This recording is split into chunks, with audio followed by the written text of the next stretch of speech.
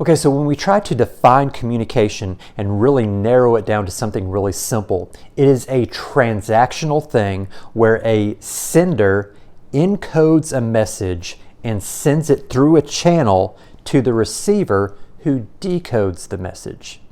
Now, that sounds really simple. You have a message, you encode it using language, you send it through a channel to another person, and that person receives it.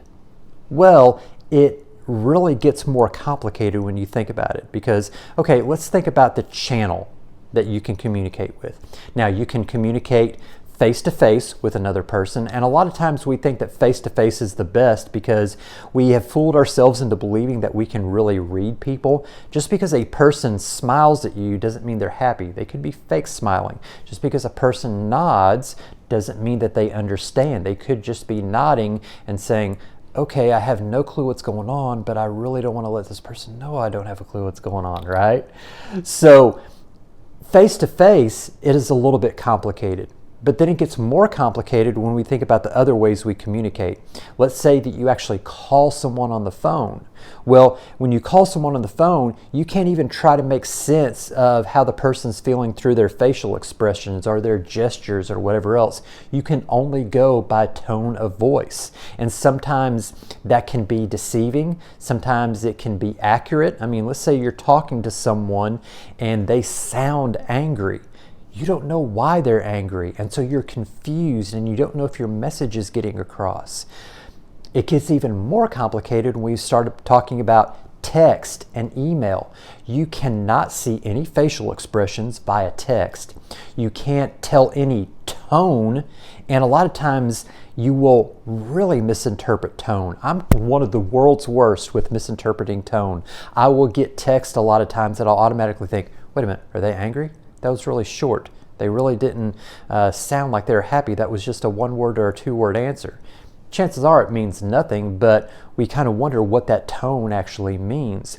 So the channel which we use to communicate with others, that can really complicate things in making sure that it is effective communication. Now, the other thing you need to think about is the noise that is around the channel, okay? So the first thing we can talk about is physical noise. And what I mean by physical noise is the environment, okay? So let's say that you're talking to a person in a crowd of people and it's really loud and you're having difficulty hearing the person and they're having difficulty hearing you. That really hinders communication.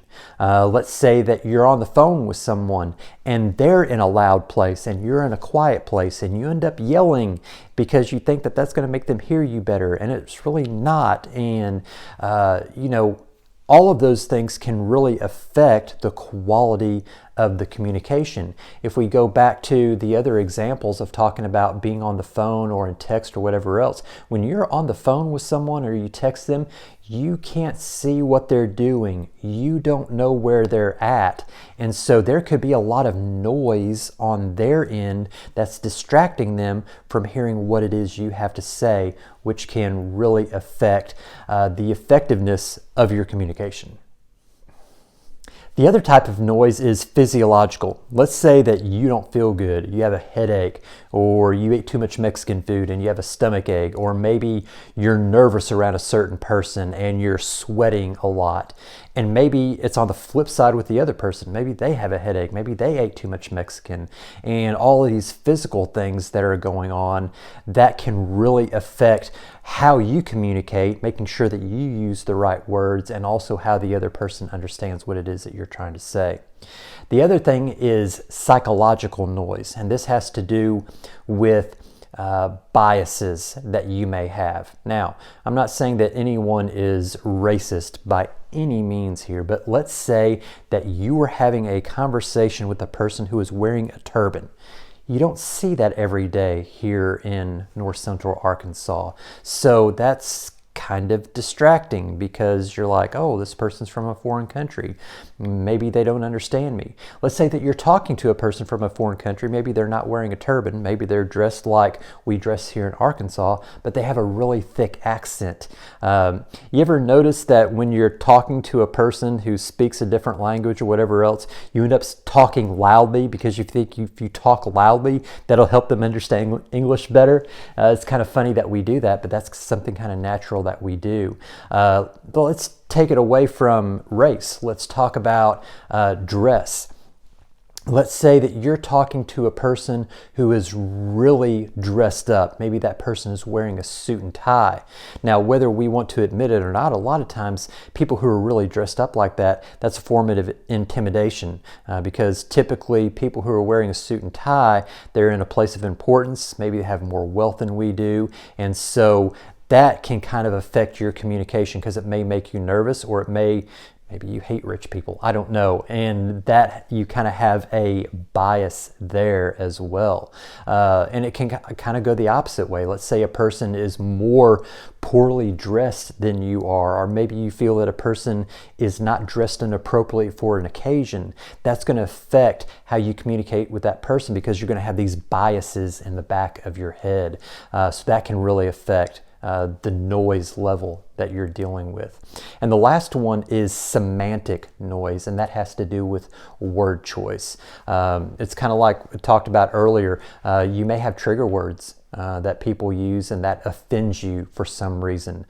Maybe certain terms that a person may use. The one example that I can think of is foul language or cussing. Maybe you're the type of person who cusses. Maybe you're the type of person who doesn't cuss. I don't know.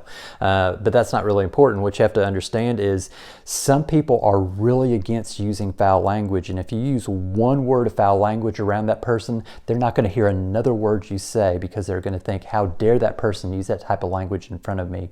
And they will completely shut you out because of the semantic noise. And it can also come down to slang sayings. You know, if you're a younger person and you use slang with an older person, they may not understand and they may think, oh, these kids, I don't understand what they're saying with their slang words. It can go the opposite way. Maybe you're an older person and you use some of your old person slang, like I do all the time, with younger people. They may think, oh, these old people, they're using all these old terms I don't understand. So there's all that noise involved as well. So when you think about it with communication, it really comes down to context and it comes to the other person. And this comes down to one of the main things that we need to remember about communication is that effective communication is we-oriented, W-E, not me-oriented, M-E. So what that means is in order for you to effectively communicate, you have to constantly think about the other party or the other parties if you're speaking to a large group. That is number one. You just can't say, well, I gotta be me and this is how I talk and this is how I communicate. If that's your attitude, you're going to be a terrible communicator. You have to think about what's the context, who's my audience, and what is the best way to communicate to these people within this context to get my ideas across. And that really is the overarching sort of notion that we're going to come back to constantly in this class, is focusing on we orientation in communication and not me. And I think if every one of you in this class can really hone in on that and really fine-tune your skills to always thinking about your audience, you're going to be awesome communicators.